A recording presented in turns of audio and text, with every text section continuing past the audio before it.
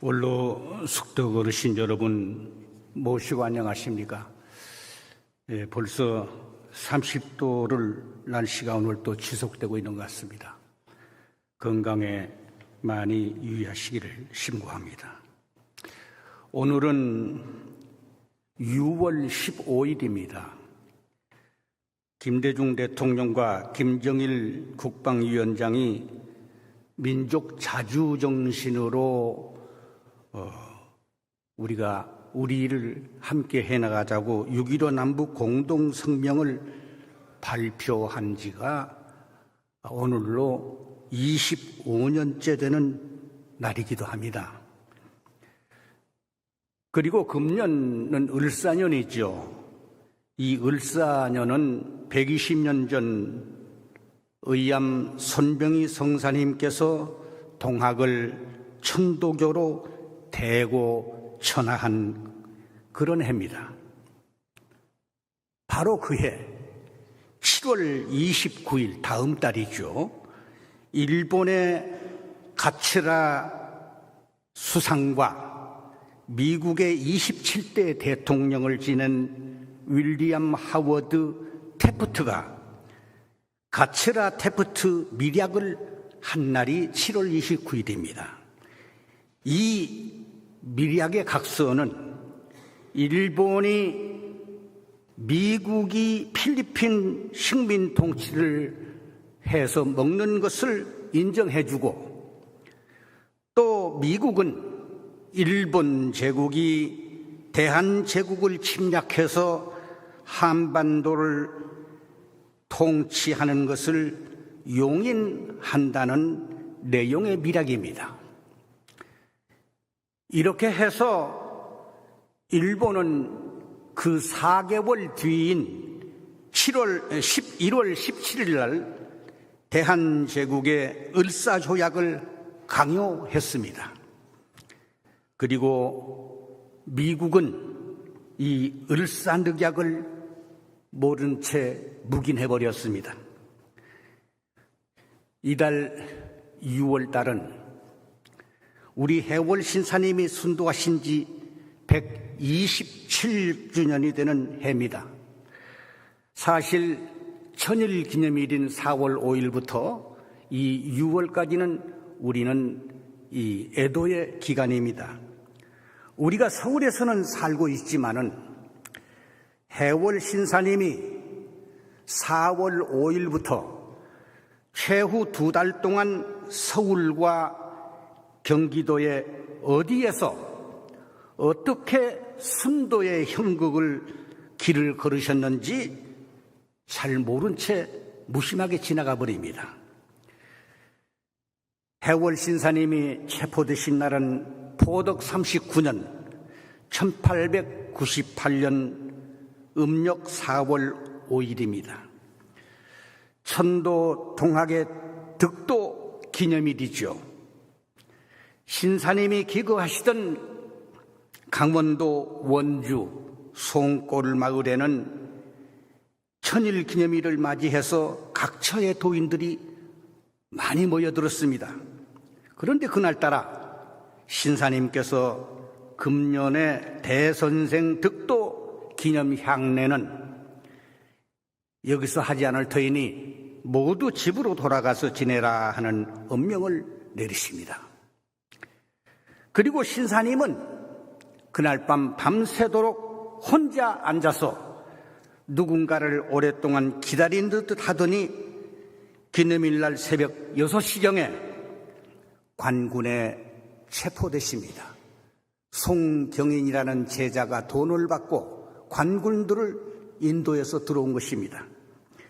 신사님은 강원도 문막 근처를 흐르는 섬강과 남한강을 거쳐서 배를 타고 서울로 압송되십니다.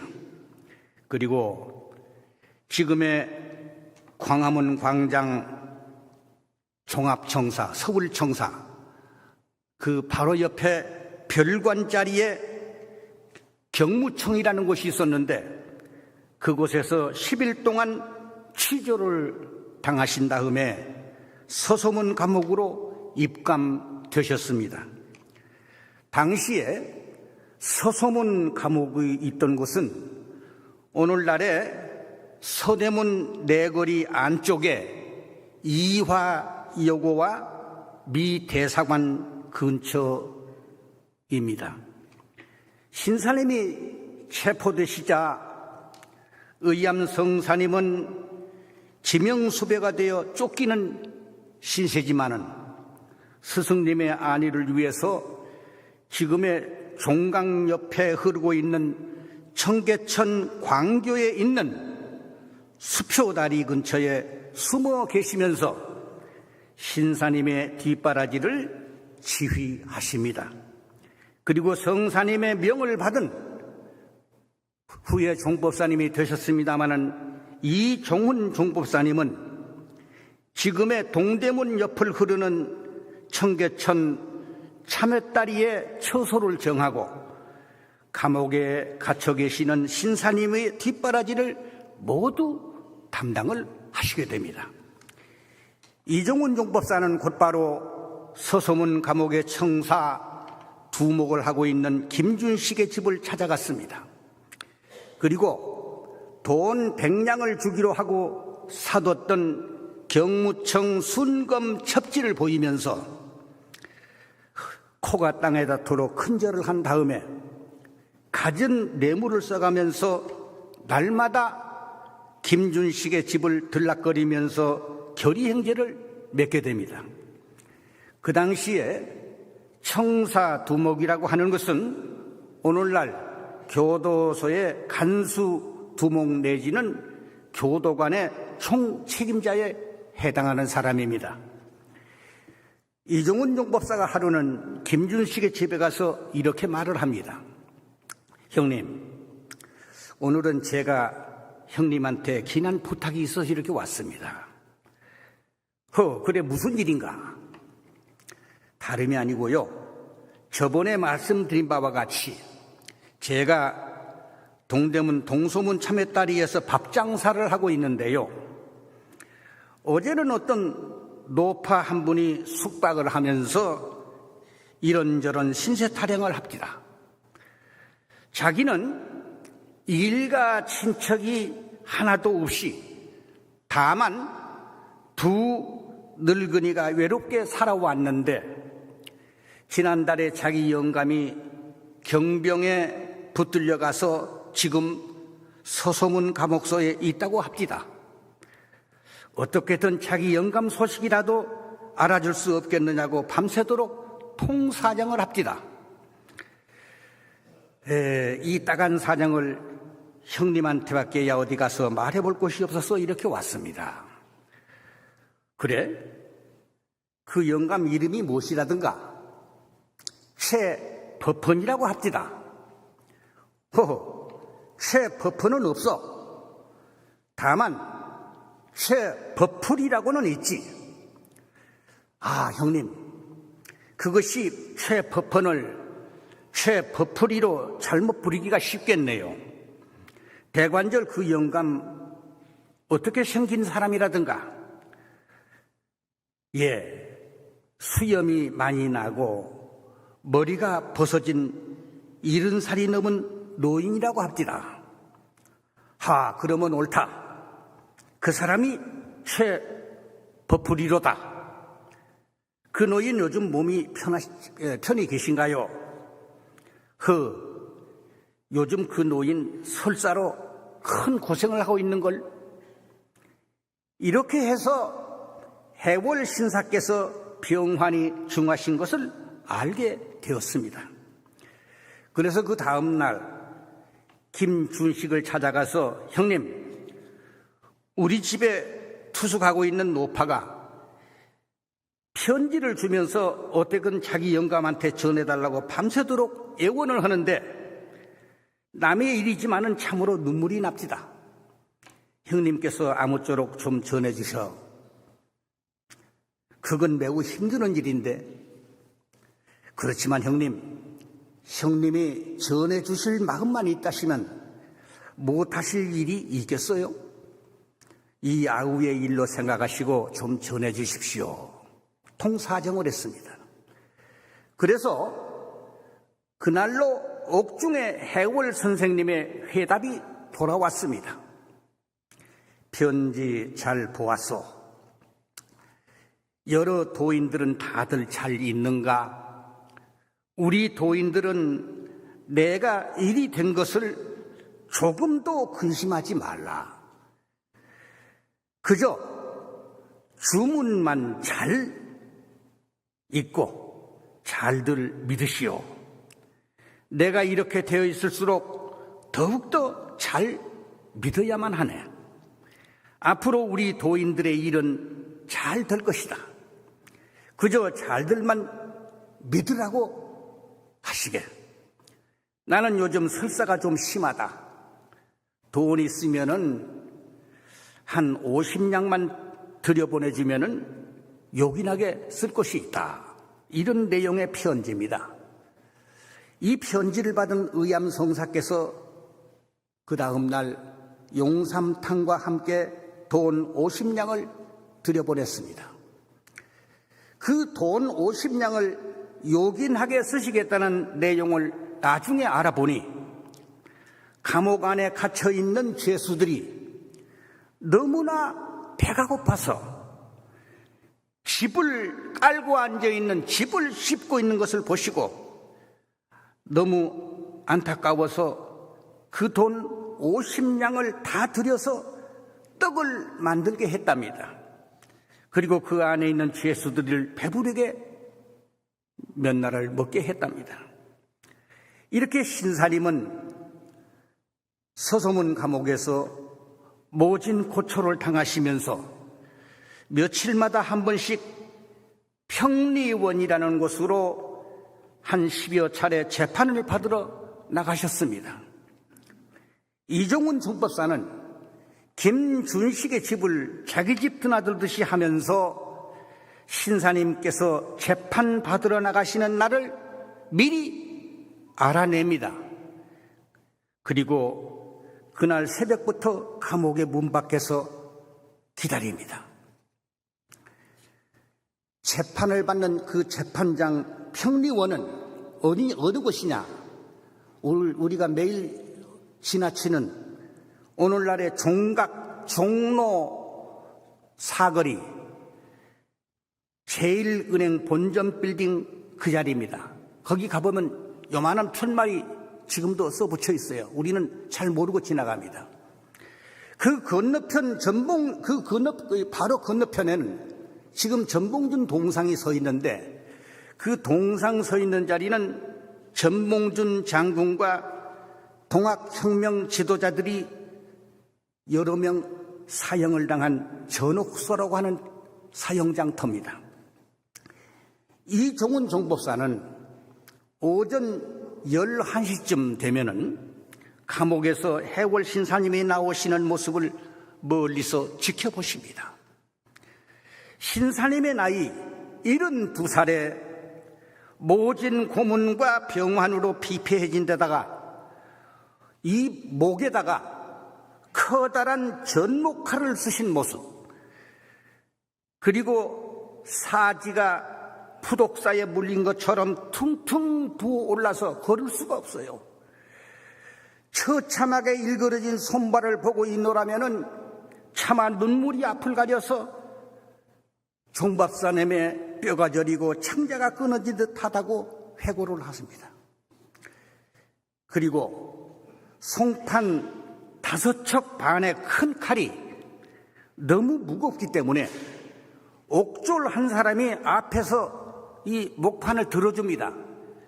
그리고 신사님이 뒤를 따라가는데 그 모습이 가관입니다. 걸을 수가 없기 때문에 몇 발짝 가다가 이리 비쳐 저리 비쳐, 그리고 아이고 목이야, 아이고 내 다리야 하면서 주저앉으십니다. 몇 번이고 그렇게 주저앉기를 반복하면서 이 종각 사거리까지 오시는 것입니다. 그러다가는 오늘날 청계천 무교동 사거리쯤 오게 되면은 지금 모전교라는 다리가 복원되어 있어요. 평소에 한번 지나가시면서 우리가 여기가 만져보면서 이런 곳이구나 하고 우리가 살펴볼 필요가 있습니다. 그 모전구 다리 난간에 한참 걸터 앉아서 쉬어가셨다고 하십니다. 이때 이 모습은 예수 그리스도가 골고다 언덕을 십자가를 들이매고 그 영화를 보는 모습과 겹쳐서 우리가 생각해 보면은 우리 신사님이 그 2달 동안을 얼마나 그런 고통을 겪으셨는지 우리가 생각을 해봐야 됩니다. 종법사가 멀리서 숨어 따라가시면서 신사님의 깊숙한 눈동자와 가끔 서로 마주칩니다. 그때 제일 괴로웠던 것은 복받쳐 흘러내리는 눈물을 옆 사람들이 눈치채지 못하게 하는 것이 가장 큰 괴로움이었다고 회고를 하셨습니다. 그러다가 6월이 됩니다. 6월 초하룻날이 되자 갑작스럽게 명나라 법률 제4편 금지 사무사술조 좌도난정이라는 죄명으로 신사님에게 사형 선고가 떨어졌습니다. 그리고는 그 다음 날인 6월 2일 날 처형이 집행돼 버립니다. 어떻게 하루 만에 또 처형을 집행하는 것인가? 그 이유를 알아보니까 신사님의 용태를 그대로 더 두면은 옥에서 돌아가실 것이, 옥사라고 그러는데 염려가 되었다고 합니다. 나라에서는 그런 중재원이 옥사 당하던 것을 금했던가 봅니다. 그래서 하루 만에 사형을 집행을 하신 것입니다. 그 사형 선고를 내린 재판장이 누구냐? 저 고부의 악명 높았던 군수 조병갑이가 판사가 되어서 언도를 내린 것입니다. 음력 6월 2일은 지금으로 말하면은 장마철입니다.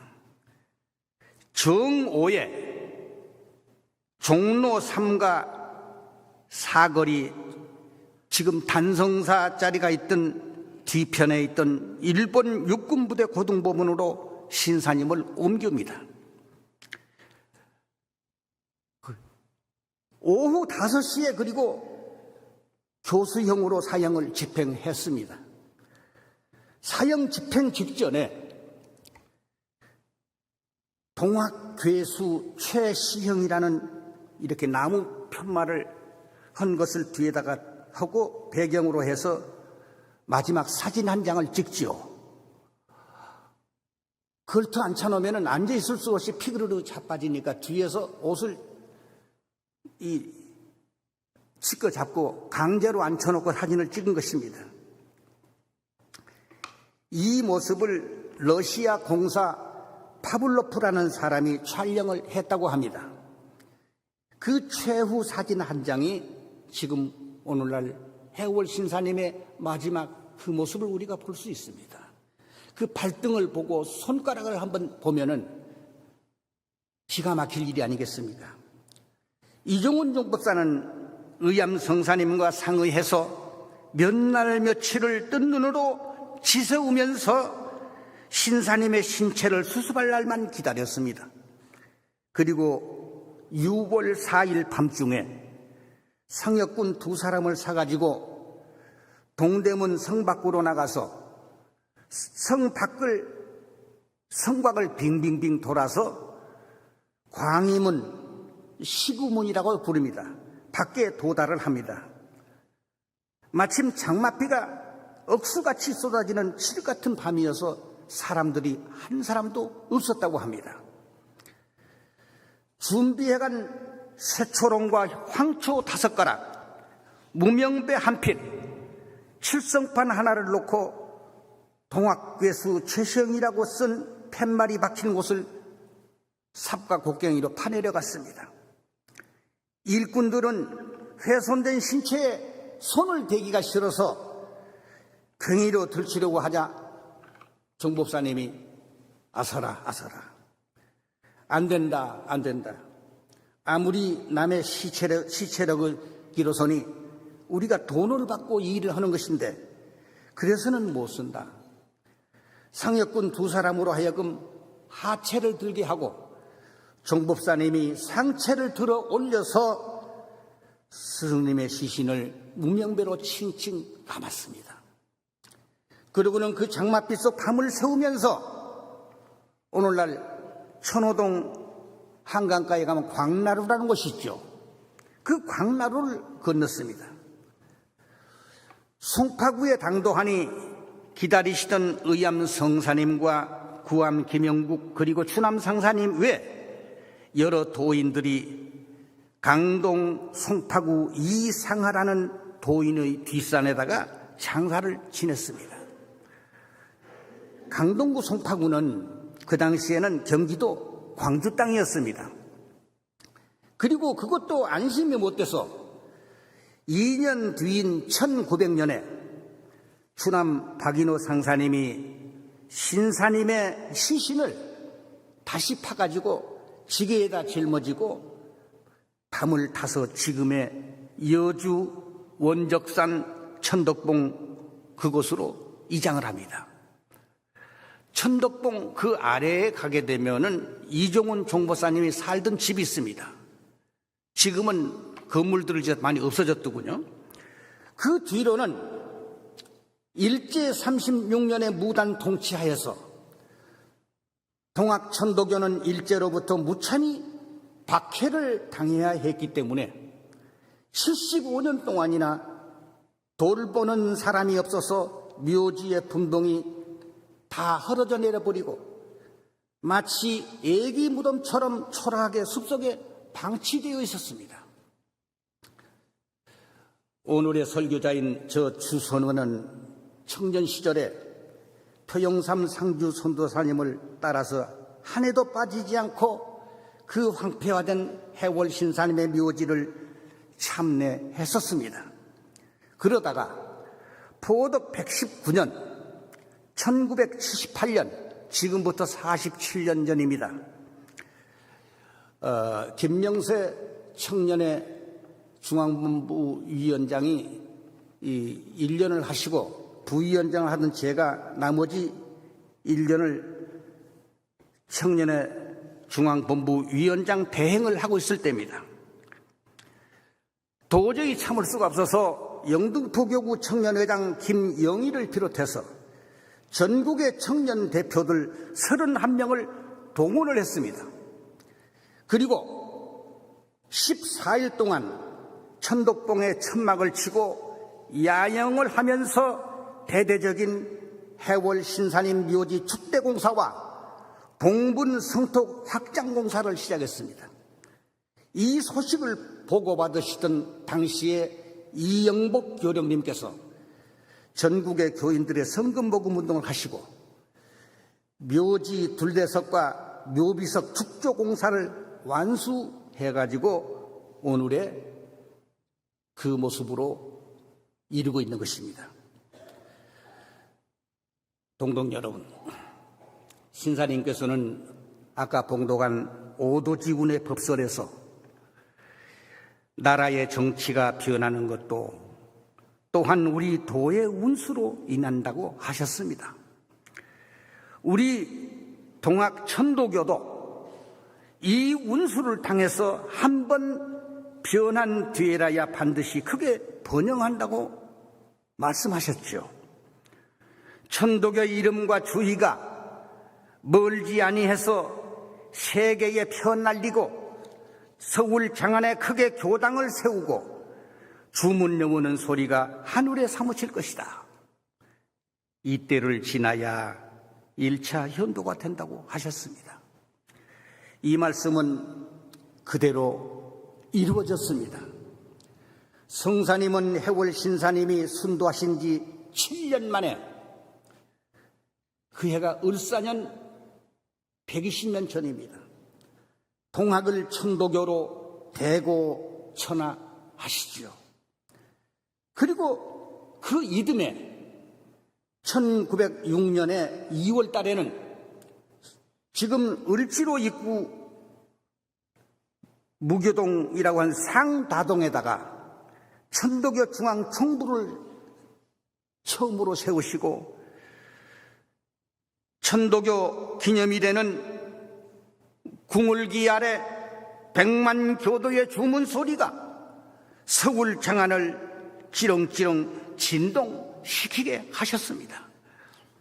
그런데 해월 신사님이 오도지운 그 다음 또 한 가지 말씀, 이후로 또 가보년과 비슷한 일이 있을 것이다.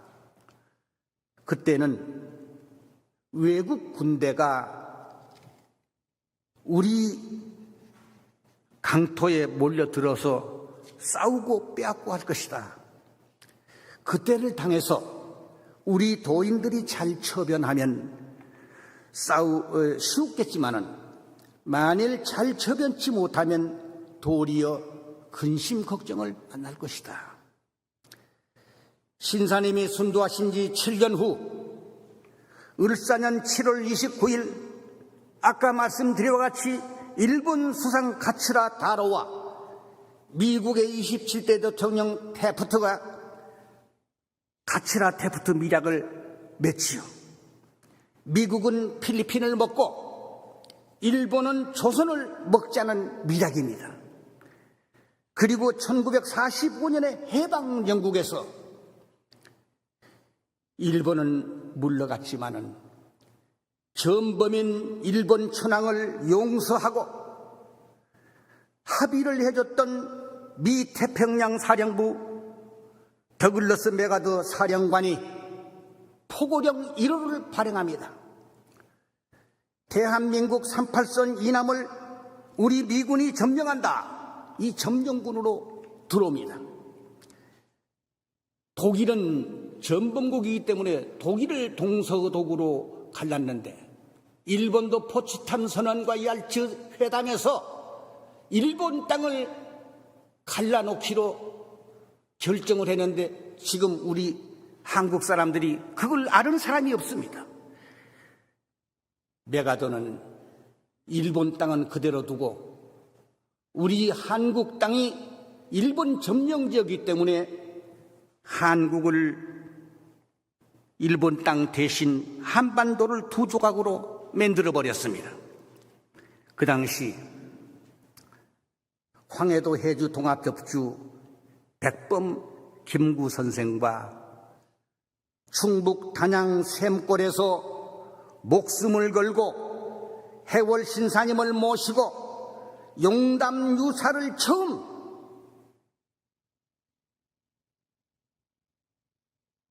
찍어내셨던 여규덕, 여규신 형제, 그 마을이 여시 집성촌입니다. 그 친손자인 몽양 여운영 선생은 용담유사를 찍은 지 5년 뒤에 양평으로 그 아버지가 피난을 와서 오지요. 거기서 애를 배가지고 와서 태어나셨습니다. 이분들의 몸에는 어린 시절부터 동학의 피가 흐르는 민족 지도자였습니다. 비록 미 군정 치하에서 기독교의 가면을 쓰긴 썼지만은 이들 민족 지도자는 외세의 앞잡이들에 의해서 암살을 당하고 말죠. 그리고 남북의 천도교인들은 그 해방정국에서 남북 분단을 저지하기 위해서 3.1 재현운동, 영후의 운동을 처절하게 벌여나갔으나 결국 수만 명의 동덕들이 희생을 당하고 미완의 광복 80년, 분단 80년의 을사년을 오늘 우리는 맞이하고 있는 것입니다. 그때나 지금이나 이 나라 이 민족의 운명은 늘 천도교와 함께하고 있는 것입니다.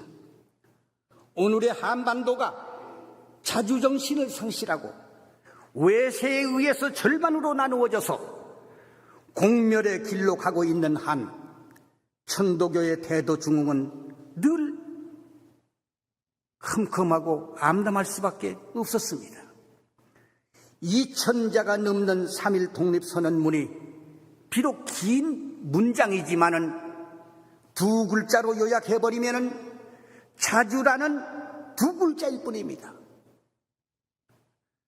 오늘의 우리 사회는 오등은 자여야 조선의 독립국임과 조선인의 자주민임을 선언하노라란 이 자주 3.1 정신을 망각한 외세 의존주의자들이 가소롭게도 자기들이 보수주의자라는 이름을 걸고 위장하고 있습니다. 진정한 보수주의자라는 것은 자주정신을 지닌 사람을 일컫는 것입니다. 주문 37자는 내 몸에 하느님을 모신 자주신앙의 길인 것입니다. 천도교는 애나 지금이나 자주정신, 자주신앙, 민족 자주 통일의 3.1 정신을 잊지 않는 곳에 태도 중흥의 길이 열릴 것이라는 점을 오늘 6월 15일 날 강조드리면서 설교를 마치도록 하겠습니다. 대단히 감사합니다.